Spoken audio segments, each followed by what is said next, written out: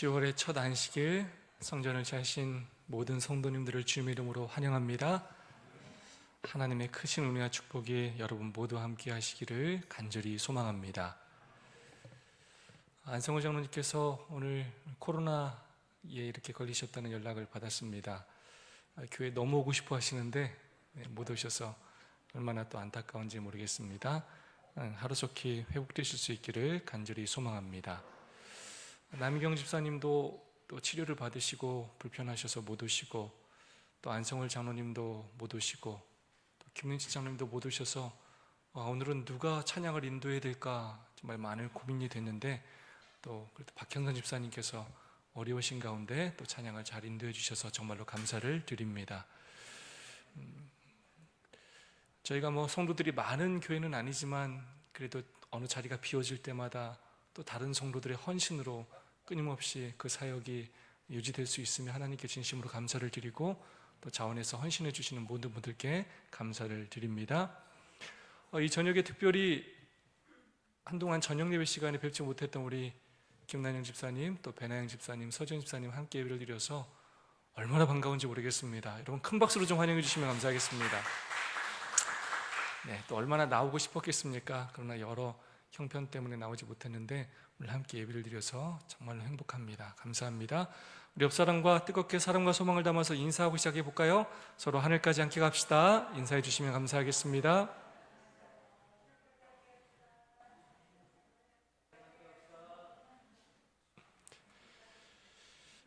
시간이 정말 빠릅니다. 2024년 4기가 되었습니다.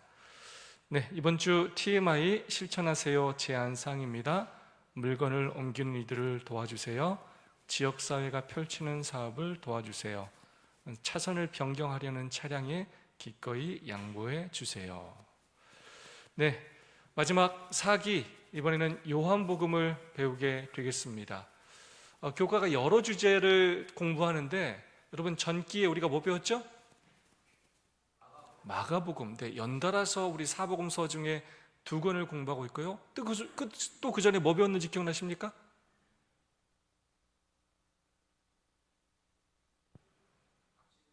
이기에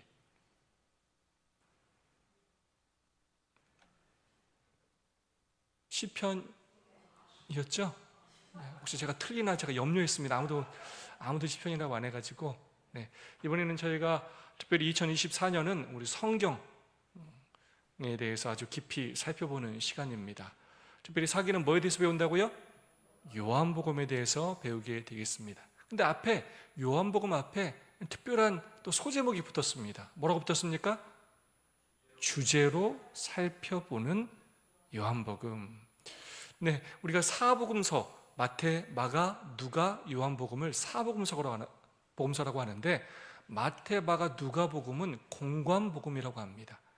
사복음서는 예수님의 각자 다른 부분을 이렇게 우리에게 보여주는데요, 마태복음은 왕으로서의 예수님에 대해서, 마가복음은 종으로서의 예수님에 대해서, 누가복음은 인자로 오신 예수님에 대해서, 그리고 요한복음은 특별히 하나님의 아들이신 예수 그리스도에 대해서 우리에게 보여주고 있습니다. 그래서 사복음서 중에 요한복음 세 책은 마태, 마가, 누가는 공관복음이다, 함께 본다, 같은 관점으로 본다라고 표현해서 공관복음이라 얘기하고, 요한복음은 세 책과는 다른 특별한 책으로 그렇게 분류하고 있습니다. 사복음서 중에 가장 마지막에 쓰여진 책일 뿐만 아니라 예수 그리스도가 하나님의 아들이심에 대하여 굉장히 의도적으로 기록된 책이 바로 요한복음입니다. 특별히 4기에 우리가 살펴볼 요한복음은 주제로 살펴보는 요한복음입니다. 우리가 어떤 성경책을 배울 때 성경이 역사책이기 때문에 역사적인 시기적으로 배우는 것이 일반적인데, 이번에 우리가 요한복음을 뭘로 배우겠다고요? 주제별로, 한 주제에 따라서 그 주제들을 그렇게 살펴보면서 한과 한과를 그렇게 공부하게 된다는 것입니다. 요한복음의 또 하나의 특징은 무엇이냐면, 1명 또는 2명과의 그런 개인적인 대화에 초점을 맞추는 이야기들이 정말 많이 기록되어 있습니다.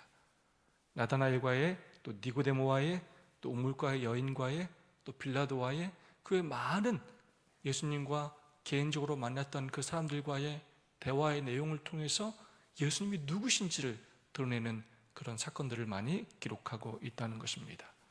모든 성경의 주인공이 예수 그리스도이시지만 특별히 요한복음은 큰 그림을 통하여 우리에게 누구를 보여주신다고요? 예수 그리스도를 보여주신다는 것입니다. 예수 그리스도가 누구시라고요? 바로 하나님의 아들이시라는 것입니다. 제1과 함께 살펴보도록 하겠습니다. 제목 읽어볼까요? 길을 보여주는 표적들. 조금 더 자세히 얘기하자면 그 길을 보여주는 표적들이라고 할 수가 있겠습니다. 요한복음 20장 30절 31절 다 함께 한번 읽어보도록 하겠습니다. 예수께서 시작.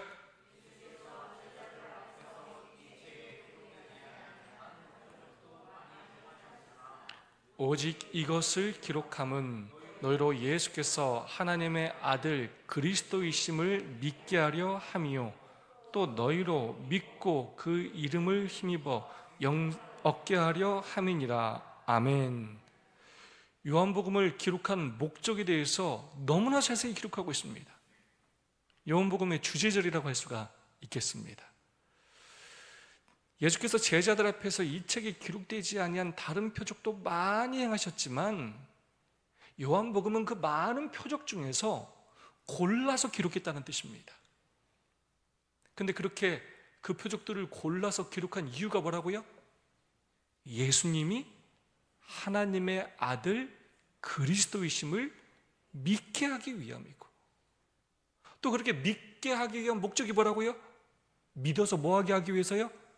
생명을 우리에게 얻게 하기 위함이라는 것입니다. 표적을 통하여 예수님이 하나님의 아들이심을 알게 하고, 또 알게 하심을 통하여 우리에게 뭘 주시기 위함이라고요? 생명, 영생을 얻게 하시기 위함이라는 것입니다. 세 가지 주제를 요한복음 크게 다루고 있다고 할 수가 있겠습니다. 첫 번째는 표적입니다. 이 표적이라는 단어는 기적 뒤에 숨어 있는 영적 진리를 표현하기 위하여 제시된 사건을 표적이라고 합니다. 요한은 예수님께서 이 땅에 오셔서 행하신 많은 기적 가운데 7개만 선별하여 보여주셨습니다. 기적을 영어로 사인이라고도 하는데, 예수님께서 그 기적을 통하여 우리에게 어떤 사인을 주신다는 것입니다. 특별히 요한이 구별한 7개의 이 사인은 뭘 보여준다고요? 예수님이 누구시라고요? 하나님의 아들이심을 보여준다는 것입니다. 그리고 그걸 그렇게 보여주는 목적 자체가 무엇이라고요? 우리로 하여금 예수님이 하나님의 아들이심을 알게 하고, 그 알을 통하여 우리에게 뭘 얻게 하기 위함이라고요? 생명을, 영생을 얻게 하기 위함이라는 것입니다. 예수님을 가리키는 요한이 선택한 7개의 굉장히 중요한 표적이 있습니다. 첫 번째 사건은 2장에 나오는 물을 포도주로 변화시키는 사건입니다. 이것은 예수님께서 물을 포도주로 바꾸셨을 때 뭐라고 합니까? 연회장이 최고로 좋은 포도즙이라고 얘기해요. 무슨 말이냐? 우리 예수님은 최고의 질, 최고의 품질을 주시는 하나님이시라는 것입니다. 우리 하나님은 우리한테 시원찮은 걸 주신다고 안 주신다고요? 안 주셔요. 늘 우리에게 최고의 것을 주시는 마스터, 주인이시고 대가시라는 것입니다. 두 번째, 왕의 신하의 아들을 고치신 사건. 이것은 예수님이 공간과 거리의 주인이요 대가시라는 것입니다. 그분은 시공간을 뛰어넘으시면서도 우리를 도우실 수 있는 분이시라는 거예요. 그분한테 시간은 우리의 시간과 달라요. 그분한테 공간은 큰 의미가 없습니다. 그분은 시공간을 초월하시는 하나님이십니다. 세 번째, 38년 된 병자를 고치신 사건을 통하여 그분은 시간의 주인이시라는 것입니다. 아무리 오랜 시간이 지나서 정말로 아무런 가망이 없는 환자임에도 불구하고 우리 예수님에게는 문제가 된다고 되지 않는다고요? 아무런 문제가 되지 않는다는 것입니다. 우리가 또 우리의 믿음의 조상들이 흙으로 돌아가고 먼지처럼 다 사라졌지만, 아무것도 존재하지 않는 것처럼 보이지만, 많은 시간이 지났다 할지라도 우리 예수님께서 재림하실 때 여러분 문제가 된다고 되지 않는다고요? 아무런 문제가 되지 않는다고요. 우리를 완전하게 최고의 퀄리티로 우리를 부활시켜 주신다는 것입니다. 지금도 시간, 공간, 거리와 상관없이 우리를 도우실 수 있는 하나님이시라는 것입니다. 네 번째, 5천 명을 먹이신 사건, 양에 있어서의 대가, 마스터시라는 것입니다. 5천 명을 먹이셨어요. 떡 5개, 물고기 2마리, 이거 문제가 된다고 안 된다고요? 예수님께는 하나도 문제가 되지 않는다. 우리는 늘 이런 고민을 해요. 저는 늘 목회하면서 이런 고민을 했어요. 우리 교인이 왜 이렇게 적지? 우리 재림교는 왜 이렇게 약하지? 어떻게 우리가 마지막 남은 사명을 감당하지? 우리가 아무리 둘러봐도 진짜 우리가 할 수 있는 일이 너무나 없어 보여요.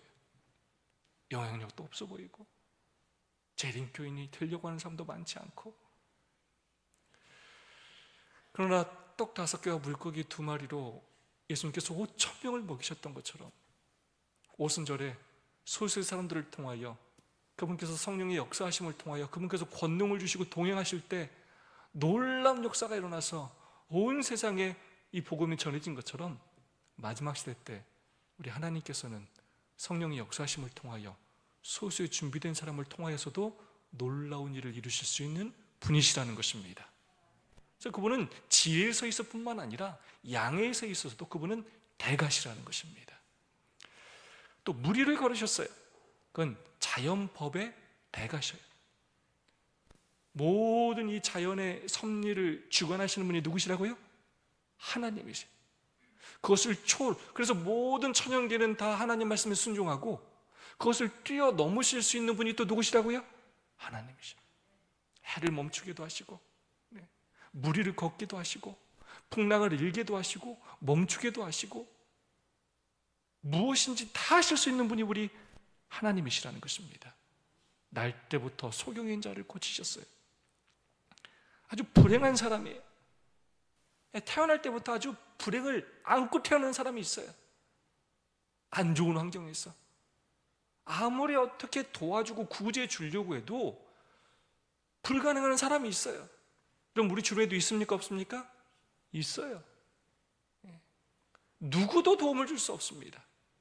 근데 그러한 처지에 빠진 사람에게 도움을 줄 수 있는 분이 누구시라고요? 바로 우리 하나님 예수 그리스도시라는 것입니다. 나사로를 일으키신 사건을 통해서 예수님이 뭐의 주인이시라고요? 생명의 주인이시라는 것입니다.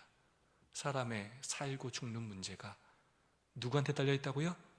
하나님께 달려있고 하나님께서 예수님, 하나님이신 예수 그리스도께서 나사로야 일어나라 하면 죽은 자가 뭐하게 된다고요? 일어나게 된다는 것입니다. 나는 부활이요 생명이니 예수님에게 죽음은 아무 문제도 되지 않는다는 것을 이 표적을 통하여 가르쳐 주셨다는 것입니다. 두 번째, 이런 표적들을 주신 이유가 뭐라고요? 믿게 하려 함이라고요. 뭘 믿게 하기 위함이라고요? 예수님께서 하나님의 아들 그리스도이심을 믿게 하기 위함이라는 것입니다. 믿음, 표적에 대한 두 가지 반응이 나옵니다. 이 표적을 보고 예수님을 영접하는 사람이 있었던 반면에 그 표적을 보고도 예수님을 거절한 사람들이 있었어요. 요한복음에는 믿다라는 단어가 98번이나 등장합니다. 정말로 많이 등장해요. 사복음서의 3분의 2가 이 요한복음에 기록되어 있습니다. 근데 요한복음에서 믿음은 명사가 아니라 믿는다라는 동사로 등장합니다. 무슨 말이냐? 이론이 아니고 실제적으로 행해야 한다는 것입니다. 요한복음 20장 29절의 말씀입니다. 예수께서 이르시되 너는 나를 본고로 믿느냐? 보지 못하고 믿는 자들은 복되도다 하시니라. 아멘. 사복음서 가운데 가장 늦게 기록된 요한복음은 예수님을 직접 보지 못하고 믿는 신앙의 2세대들, 그 그리스도인들이 믿을 수 있도록, 예수님을 알 수 있도록 쓴 편지입니다. 요한복음에 나타난 이 믿는다는 이것은 예수 그리스도의 선언적 선언과 표적을 인정하며 완전한 인격적 순종을 의미하는 것입니다. 결국 보이는 것을 넘어서서 보이지 않는 것까지 믿을 수 있는 그 믿음, 하나님께서 우리에게 그 믿음을 원하신다는 것입니다. 세 번째는 바로 생명이라는 단어입니다. 결국 예수 그리스도가 하나님의 아들 그리스도이심을 알고 믿게 함으로 궁극적으로 예수님의 이름을 힘입어 우리에게 생명, 영생을 얻게 하기 위함이라는 것입니다. 우리가 끊임없이 믿음이 중요하다라고 말하는데 궁극적으로 이 믿음은 수단에 불과하다는 것입니다. 이 믿음을 통하여 우리에게 뭘 주기를 원하신다고요? 생명을 주기를 원하신다는 거예요. 나는 믿습니다 하고 끝나면 되는 게 아니라 우리가 믿습니다 했을 때는 진짜로 우리의 삶이 생명력이 넘쳐야 된다는 거예요. 진짜 행복하고 또 감사하고 내 삶이 변화되고 계속 영적으로 죽어가는 게 아니라 믿는다고 하는데 행복하지도 않고 늘 우울하고 그게 아니라 정말로 예수가 하나님의 아들이요 그리스도이심을 믿게 될 때 우리에게 하나님께서 그 생명을 주시기 때문에 우리가 정말로 생명이 그냥 우리의 삶에서 흘러 넘치고 흘러 넘치는 그 생명력이 이웃들에게 전달될 수 있도록 정말로 우리가 그 경험을 해야 한다는 것입니다. 요한복음 17장 3절의 말씀입니다. 영생은 곧 유일하신 참 하나님과 그 보내신 자 예수 그리스도를 아는 것이니라. 영생은 뭐라고요? 아는 것입니다. 누구를 아는 것입니까? 하나님을 알고 또 누구를 아는 것입니까? 네, 하나님께서 보내신 누구요? 예수 그리스도. 그분을 하나님으로 아는 것이라는 것입니다. 그분이 생명이시고 시간의 주인이시고 거리의 주인이시고 모든 자연 법칙의 주인이시고 모든 생사화복을 주관하시는 창조주시라는 사실을 알고 믿는 것에 있다는 것입니다. 믿음이라는 행위와 반응을 통해서 하나님과 예수 그리스도를 알아가는 것입니다. 관계를 통해 알미 깊어지는 것이 생명으로 나아가는 길입니다. 그리고 그것은 계속적이어야 하고 그렇게 해서 발전해야 하고 또 계속 성숙해 가야 한다는 것입니다. 믿음, 영생은 표적에 대한 믿음의 결과요 또 운명의 종국인 것입니다. 이를 써줍니다. 가나의 혼인잔치, 우리 요한복음의 말씀 한번 읽어보도록 하겠습니다. 사흘째 되던 날 갈릴리 가나에 혼례가 있어 예수의 어머니도 거기 계시고 예수와 그 제자들도 혼례의 청함을 받았더니 포도주가 떨어진지라. 예수의 어머니가 예수에게 이르되 저들에게 포도주가 없다 하니. 네, 공생의 첫 번째 기적입니다. 친척의 혼인잔치에 예수님께서 제자들과 함께 참석하셨습니다. 다음 말씀입니다. 거기에 유대인의 정결 예식을 따라 두세 통 드는 돌 항아리 6이 놓였는지라.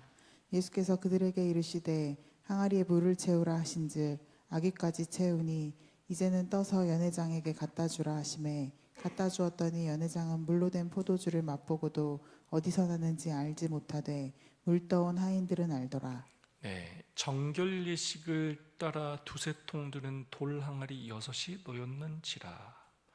예수님께서 그 정결 예식을 따라 사용하던 그 돌 항아리에다 물을 채우게 하시고 그 다음에 그것을 포도즙으로 바꾸시는 놀라운 이적, 표적을 보여주셨습니다. 여기서 어떤 영적인 의미를 찾을 수 있냐면 정결 예식, 유대인들은 늘 거룩한 삶을 살기 위해 정결한 삶을 살기 위해 정말로 많은 노력을 했습니다. 그렇게 해서 돌 항아리 6을 준비했지만 막상 그들의 삶에는 부족한 것 투성이었어요. 정결하지 않았습니다. 깨끗한 삶을 원했지만 완전한 삶을 원했지만 부족했습니다. 마치 포도즙이 떨어졌던 것처럼요. 6이라는 숫자는 불완전, 인간의 수를 그렇게 의미하기도 합니다. 그때 예수님께서 나타나셔서 그것들을 가득 채우시고 그 물을 포도즙으로 변화시켰을 때 정말로 그들은 풍족함을 느끼게 되었고 큰 기쁨을 경험하게 되었다는 것입니다. 요한복음 2장 11절의 말씀입니다. 예수께서 이 첫 표적을 갈릴리 가나에서 행하여 그의 영광을 나타내심에 제자들이 그를 믿으니라. 네, 예수님께서 왜 이런 예적을 행하셨느냐? 첫 번째, 누구를 좀 믿게 하기 위함이라고요? 누구요? 제자들. 이제 공생의 초기예요. 제자들이 이제 앞으로 예수님을 따라다니면서 예수님을 위하여 목숨을 바쳐야 되는데, 예수님이 누구신지 제자들에게 예수님은 보여주셔야 하셨습니다. 그 물을 포도즙으로 바꾸는 그 놀라운 표적을 통하여 당신의 영광을 나타내셨을 뿐만 아니라 그 표적의 결과로 제자들이 예수님을 하나님의 아들로 믿게 되었다는 것입니다. 교훈의 말씀입니다. 예수님은 모세가 예언한 그 선지자이시며 가나의 혼인잔치에서 물을 포도주로 바꾸심으로 자신이 하나님이 보내신 구원자라는 사실을 볼 수 있게 하셨다. 아멘. 무슨 말이냐면 예수님은 어떻게든 우리한테 좀 믿게 하시려고 믿을 수 있는 그 근거들을 끊임없이 보여주셔요.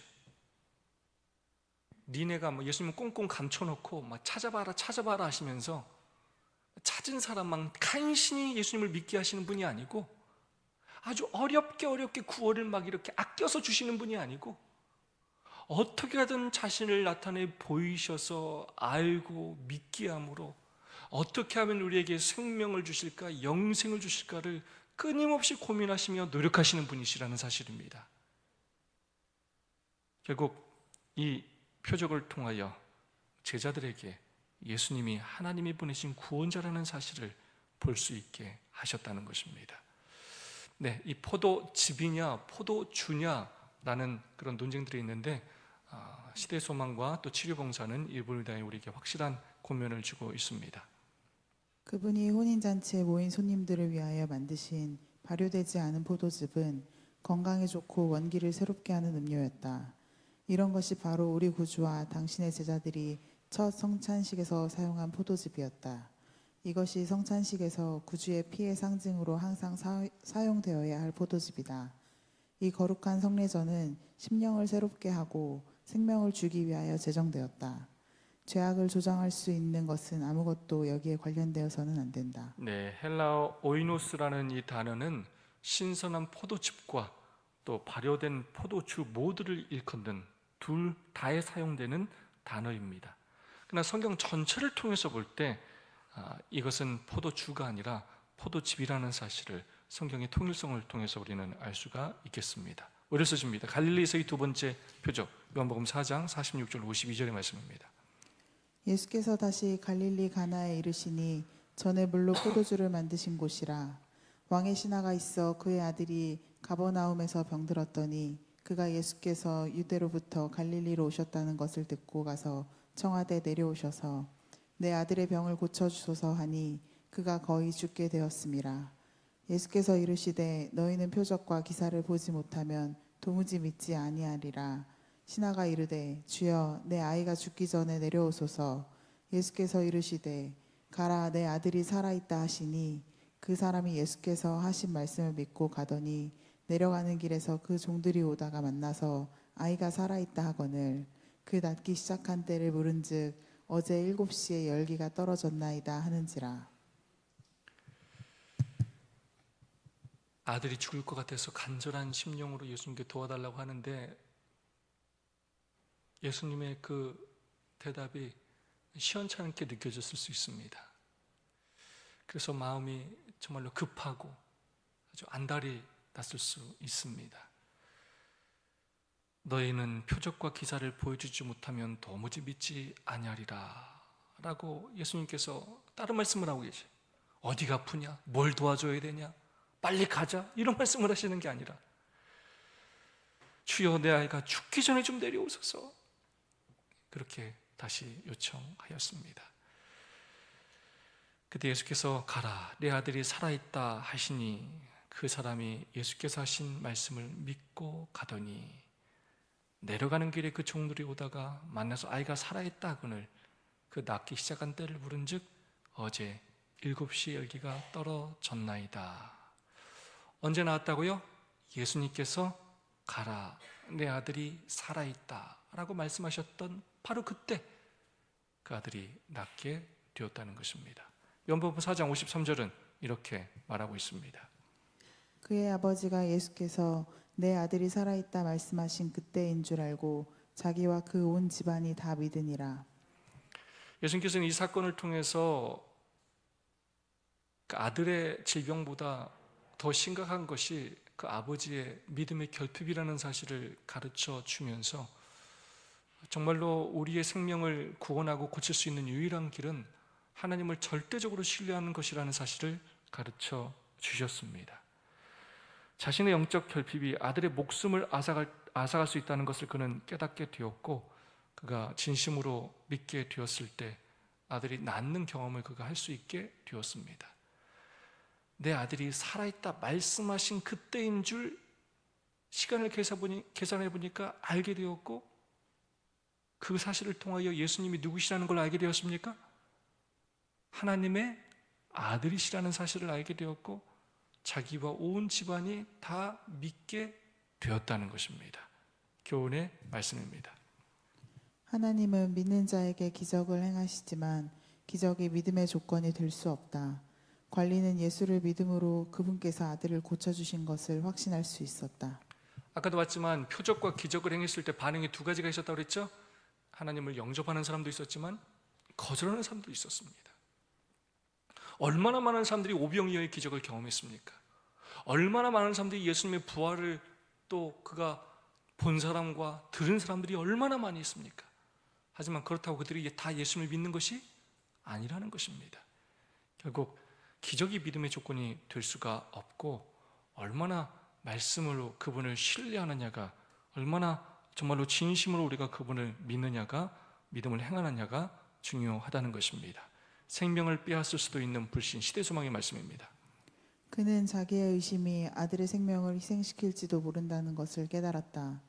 그는 괴로워하는 탄원으로 주여 내 아이가 죽기 전에 내려오소서라고 부르짖었다. 그는 야곱처럼 승리하였다. 구주께서는 자기에게 매달려서 심히 필요한 것을 간청하는 영혼을 물리칠 수 없다. 예수께서 말씀하셨다. 가라, 내 아들이 살았다. 그 신하는 전에 결코 맛보지 못했던 평화와 기쁨을 가지고 구주가 계신 곳을 떠났다. 아멘. 대단한 믿음이죠? 네, 정말 대단한 믿음이라고 생각합니다. 처음에는 그가 약간 의심하고 주저했지만 결국 자기의 의심이 아들을 죽게 할 수 있다고 그가 깨닫게 되었고, 그가 하나님께 다시 한번 간절히 붙들어 매달렸을 때 예수님께서는 그 영혼을 물리치지 않으셨고, 내 믿음이 네 아들을 살렸다, 가라 내 아들이 살았다 라고 그렇게 말씀해 주셨습니다. 그때 눈에 보이지 않았습니다. 아들이 낳았다는 어떤 소식도 핸드폰으로 뭐 이렇게 연락해서 받은 게 없어요. 지금 그 신하는 전에 결코 맛보지 못했던 평화와 기쁨을 가지고 예수님이 계신 곳을 떠났다는 거예요. 그리고 한참 시간 후에 집으로 가다가 하인을 만나서 그제서야 아들이 낳았다는 소식을 듣게 되었다는 것입니다. 예수님이 가라고 했을 때 그때 나아서 그 하인도 이제 주인을 찾으러 출발했고, 신하도 집으로 가던 중간에 결국 만나서 예수님께서 말씀하셨던 바로 그때 아들이 낳았다는 것을 알고 믿게 되었다는 것입니다. 여러분, 얼마나 놀라운 일입니까? 이런 경험을 우리가 직접 우리의 삶에서 한다면 정말 얼마나 놀라운 일이겠습니까? 여전히 하나님은 우리를 통해서도 놀라운 기적을 베푸실 수 있는 하나님이십니다. 우리가 우리의 믿음 없음을 다시 한번 돌아보고 의심하지 않고 더욱더 굳건히 예수님을 의지하는 모두가 되었으면 좋겠습니다. 화요소집입니다. 베데스다 연못의 표적, 요한복음 5장 2절 4절로 9절의 말씀입니다. 예루살렘에 있는 양문 곁에 히브리 말로 베데스다라 하는 못이 있는데 거기 행각 5이 있고 천사가 가끔 못에 내려와 물을 움직이게 하는데 움직인 후에 먼저 들어가는 자는 어떤 병에 걸렸든지 낫게 되밀어라. 거기 38해 된 병자가 있더라. 예수께서 그 누운 것을 보시고 병이 벌써 오래된 줄 아시고 이르시되 내가 낫고자 하느냐. 병자가 대답하되 주여, 물이 움직일 때에 나를 못에 넣어주는 사람이 없어 내가 가는 동안에 다른 사람이 먼저 내려가나이다. 예수께서 이르시되 일어나 내 자리를 들고 걸어가라 하시니 그 사람이 곧 나아서 자리를 들고 걸어가니라. 이 날은 안식일이니. 아멘. 베데스다, 제가 베데스다 성경의 땅을 가면서 한 2번 가봤는데, 가면은 이렇게 표지가 붙어 있습니다. 근데 깜짝 놀란 건 뭐냐면 영어로 BETHESDA, 이게 베데스다예요. 근데 이걸 좀 나눠서 읽으면 어떻게 되냐면 B 더 SD예요. B 더 SDA. 영어로 뭐냐면 SDA가 되라라는 뜻입니다. 참 좋은 이름이죠? 자비의 집이라는 뜻입니다. 근데 말은 자비의 집인데 하나도 자비가 없어요.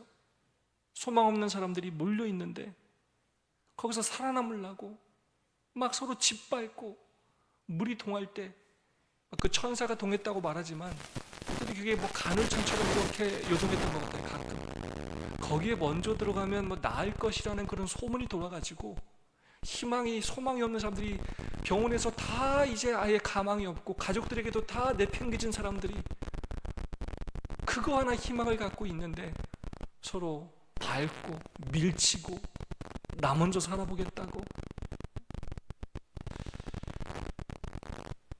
그렇게 하다가 결국 그곳에서 밟혀 죽고 굶어 죽고 병들어 죽는 사람들이 가득한 그러한 곳이었습니다. 이 38해 된 병자가 어떻게 다른 환자들과 경쟁해서 이겨낼 수 있겠습니까? 그게 사실이라 할지라도 가족이 있는 사람, 다리가 멀쩡한 사람, 어떻게 감당을 할 수 있겠어요? 아무 희망이 없는 사람이었습니다. 가장 처참한 병자였습니다. 근데 저는 이 말씀이 얼마나 감동적인지 몰라요. 예수께서 그 누운 것을 보시고 병이 벌써 오랜 줄 아시고, 그냥 우리처럼 그냥 딱 한 번 보고 보셨다는 게 아니라 예수님은 38년 동안 그 환자가 겪어왔던 모든 아픔과 고통과 좌절과 절망을 예수님은 다 보셨어요. 너무나 가슴 아파하시고 안타까워하셨어요. 그 병이 오래되어서 아무 희망도 없고 죽음만 기다리며 살아가는 그 불쌍한 인생을 예수님께서 아셨어요. 이 환자가 먼저 예수님께 나온 게 아닙니다. 예수님께서 그 환자에게 나아가셔서 그를 보시고 그를 아시고 네가 낫고자 하느냐라고 먼저 물어주셨습니다.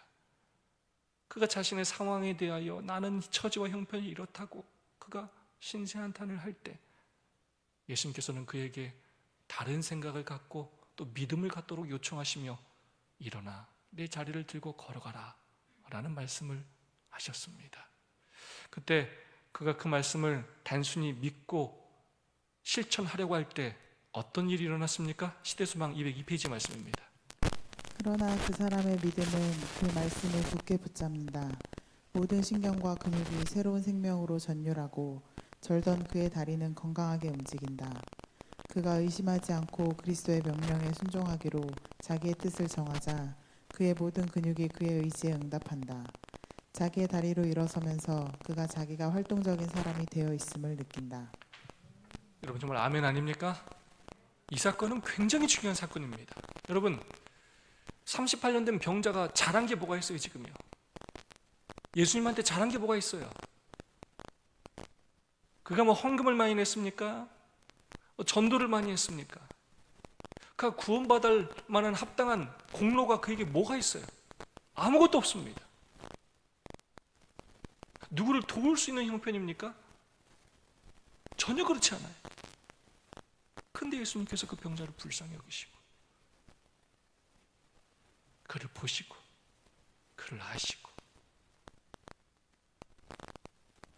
그에게 예수님이 누구신지를 알게 하시고 생명을 주시기 위하여 놀라운 기적을, 표적을 행하신 것입니다. 그 병자가 한 거라고는 예수님의 그 말씀을 믿고 뭐 해봐야지라는 생각을 가진 거예요? 믿어봐야지. 왜요? 다른 희망이 있어요? 없어요? 없어요. 여러분, 왜 사람들이 예수님을 안 믿는지 아십니까? 다른 것에 희망이 너무 많아요. 의사 선생님이 괜찮다라고 하면 예수님 의지 안 해요. 병원에서 고칠 수 있다고 하면 예수님 의지 안 한다고요. 너무 의지할 게 많아요. 너무 믿을 구석이 많아요. 그래서 잘 먹고 잘 사는 사람들은 많은 축복 가운데 사는 사람들 조심해야 돼요. 내가 잘나서, 내가 많은 것을 해서 내가 구원받았다고 착각할 때가 참 많아요. 구원은 그렇게 받는 게 아니라고요. 아무 공로가 없어요.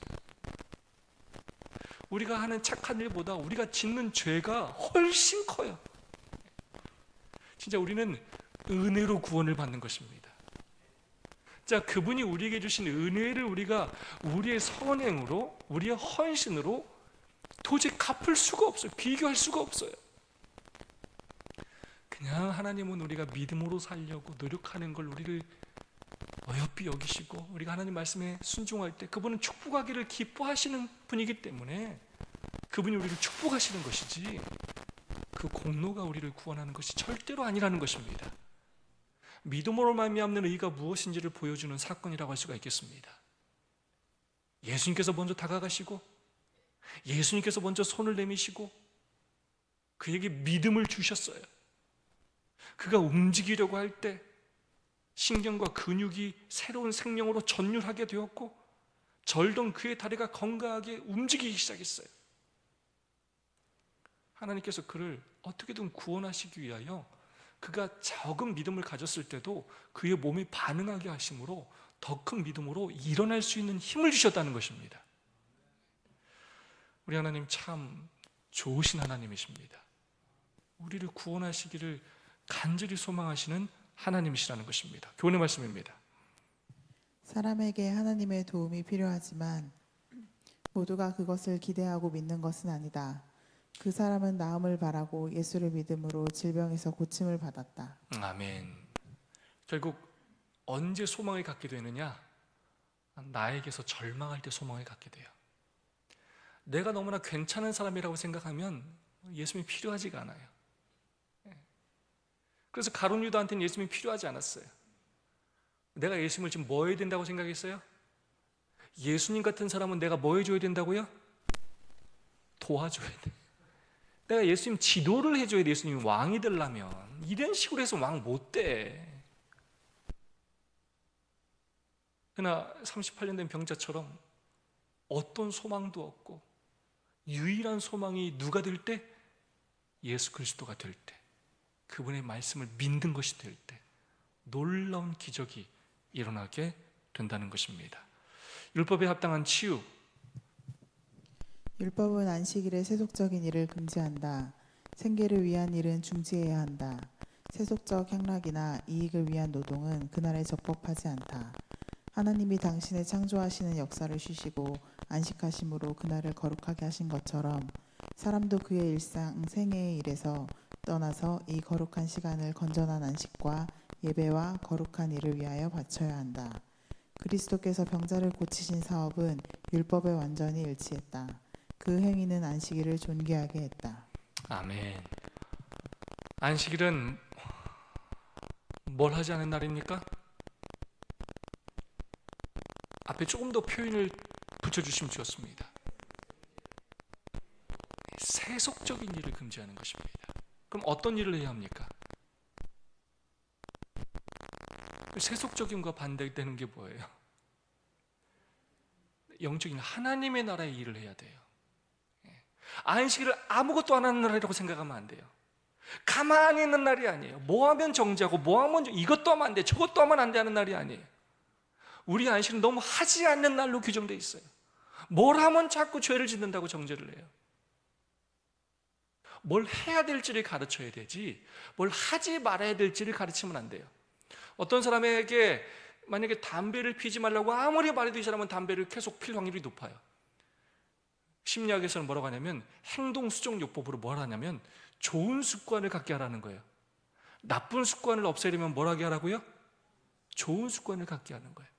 그러니까 뭘 자꾸 안식일을 하지마를 가르치는 게 아니라 안식일에 뭘 해야 될지를 가르쳐야 합니다. 안식일은 뭘 행하는 날입니까? 무슨 일을 해야 하는 날이에요? 하나님을 섬기고 예배 부는 거예요. 성도를 섬기고 또 누굴 섬겨요? 이웃을 섬기는 날이 안식일이에요. 안식일은 사랑을 행하는 날이요, 섬기는 날입니다. 예배, 월십이라는 말은 서비스, 봉사라는 말이에요. 그래서 하나님을 섬기고 예배하는 거고, 성도를 섬기고 우리가 소그룹을 통하여 교회를 통하여 함께 섬기는 것이고, 이런 사랑으로 우리가 함께 누구를 섬기는 거라고요? 이웃을 서비스, 섬기는 날, 그게 바로 이웃을 예배하는 것입니다. 그게 안식일을 거룩하게 지키는 방법이고, 예수님께서 이 땅에 오셔서 그 모본을 우리에게 보여주셨다는 것입니다. 슬수줍니다. 굳은 마음, 5장 10절로 13절입니다. 유대인들이 병 나은 사람에게 이르되 안식일인데 내가 자리를 들고 가는 것이 옳지 아니하니라. 대답하되 나를 낫게 한 그가 자리를 들고 걸어가라 하더라 하니, 그들이 묻되 너에게 자리를 들고 걸어가라 한 사람이 누구냐 하되, 고침을 받은 사람은 그가 누구인지 알지 못하니 이는 거기 사람이 많음으로 예수께서 이미 피하셨음이라. 여러분, 정말 이거 놀라운 사건이에요. 어떻게 사람이 이럴 수 있습니까? 지금 38년 된 병자가 고침을 받았어요. 지금 걸어가고 있어요. 이거 지금 놀라워요, 안 놀라워요? 거기서 38년 된 병자는 유명했을 거예요. 가장 처참한 병자였어요.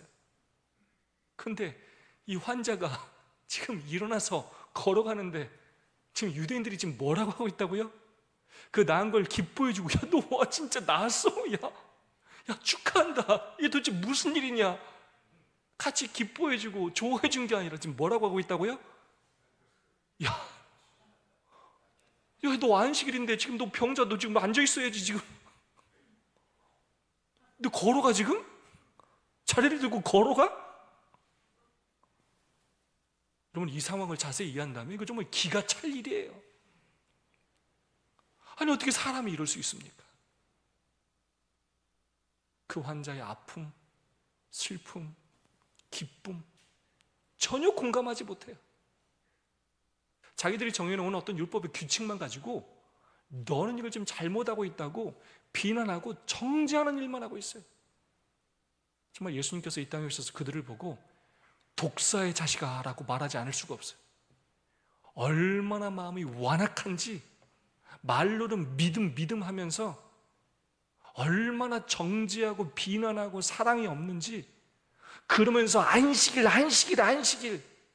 얼마나 안식일 거리는지.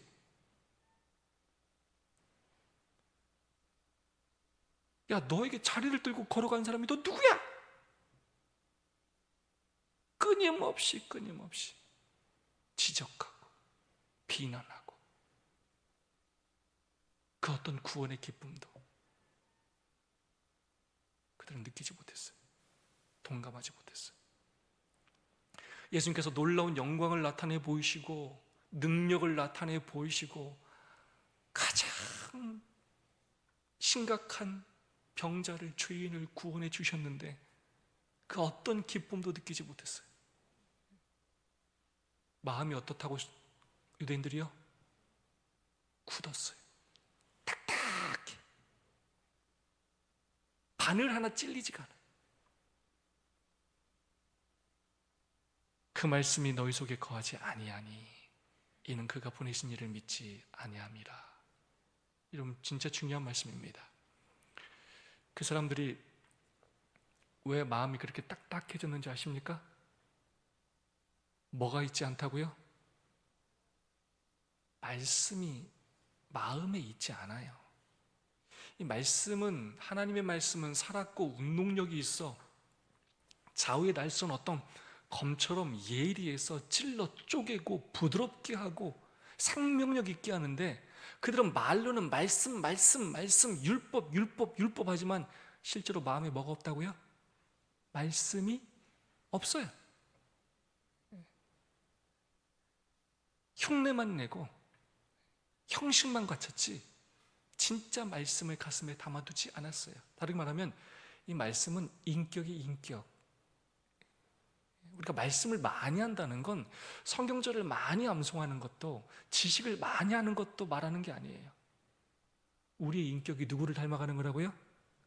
예수님을 닮아가는 거예요. 예수님처럼 영혼을 바라보고 예수님처럼 기뻐하고 슬퍼하고 아파하고 예수님의 품성이 우리를 통하여 드러나는 그 일을 말하는 것입니다. 요한복음 5장 16절입니다. 안식일에 이러한 일을 행하신다 하여 유대인들이 예수를 박해하게 된지라. 정말 대단합니다. 예수님께서 안식일에 이 병자를 고쳤다고, 이날이 안식이라고, 그래서 예수님을 뭐하기 시작했다고요? 박해하기 시작하고 예수님을 죽이려는 마음을 갖게 돼요. 교훈의 말씀입니다. 종교 지도자들은 영적인 무감각에 빠져 있었다.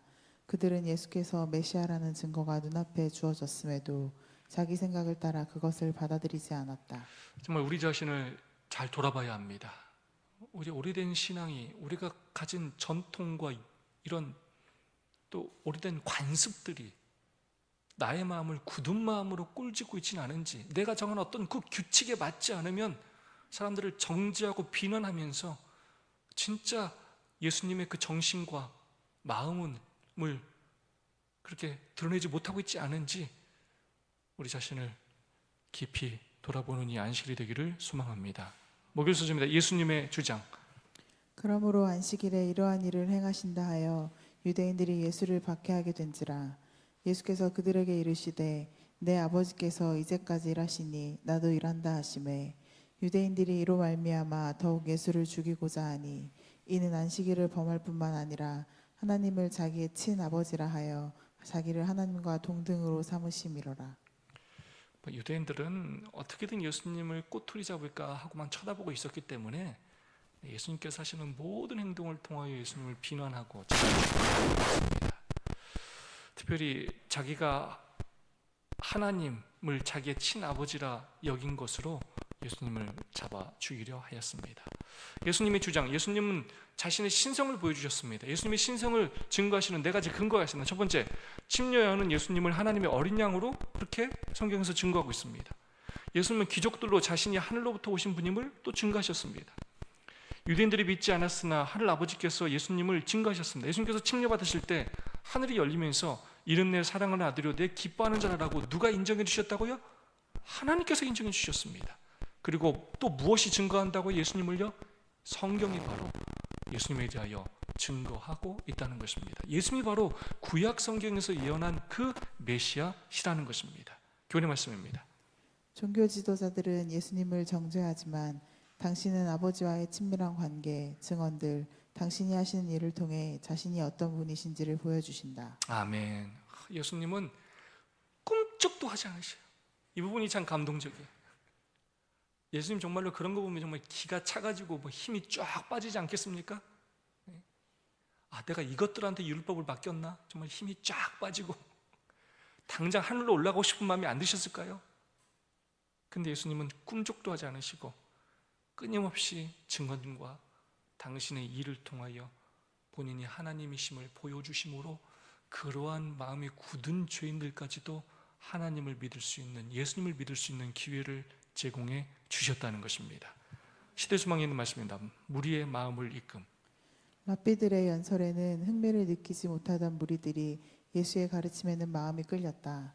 그들의 마음은 따뜻해지고 안위를 받았다.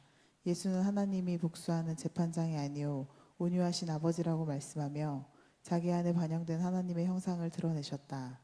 예수의 말씀은 상한 심령의 향기와 같았다. 예수님은 말씀과 자비로운 행위로서 낡은 유전과 사람이 만든 계명의 가혹한 권세를 깨뜨리고 하나님의 사랑을 다함 없는 충만함으로 제시하셨다. 여러분, 진리에도 온도가 있습니다. 진리를 드러낼 때 이 진리가 좀 따뜻해야 돼요. 너무 공격적이거나 너무 무례하거나 너무 무미건조해서는 안 돼요. 어쩌면 지금까지 우리는 진리라는 이름 아래, 교리라는 이름 아래 우리가 맞고 당신들은 틀리다는 관점에서 그런 식으로 접근할 때가 참 많아요. 말씀은 인격이 전해지는 거예요. 왜 랍비들의 연설에는 흥미를 느끼지 못했지만 예수님의 가르침에는 마음이 이끌렸느냐? 예수님은 어떤 이론을 가르친 게 아니라 예수님은 뭘 전하신 거예요? 마음을 전하셨어요. 따뜻한 마음을, 위로의 마음을 전하신 것입니다. 예수님은 복수하는 재판장이 아니요, 예수님이 우리를 구원하시는 사랑의 아버지라는 사실을 보여주셨고, 예수님의 모습을 통하여 하나님의 형상을 보여주셨다는 것입니다. 그래서 예수님 말씀은 상한 심령의 향기와도 같았대요. 하나님의 사랑을 다함없는 충만함으로 제시했대. 그래서 예수님은 예수님의 말과 행동과 가르침, 때로는 죄를 정죄하는 모습에서까지도 두려운 모습도 있었겠지만 다함이 없는 그 하나님의 사랑이 충만하게 드러났다는 거예요. 그럼 우리가 뭘 조심해야 되냐면, 사랑 없이 혼내는 거 참 조심해야 돼요. 사랑 없이 어떤 진리가 자꾸 옳다는 걸 말할 때 조심해야 합니다. 우리의 말이, 우리의 태도가, 또 우리의 성품이 더 따뜻하고 또 온유하고 또 온화한 그런 사람이 되기를 주님의 이름으로 축원합니다. 네, 2분씩 3분씩 짝을 지으시고, 내가 살아가면서 예수님을 통해 경험한 기적은 무엇입니까? 여러분 나름대로 그런 기적이 있을 수 있습니다. 그런 기적들을 통해서 여러분이 만난 예수님은 여러분에게 어떤 분이십니까? 나에게 예수님은 이런 분이시다. 여러분의 예수님에 대하여, 여러분이 경험한 기적에 대하여 서로 나눠주시고 서로를 위해서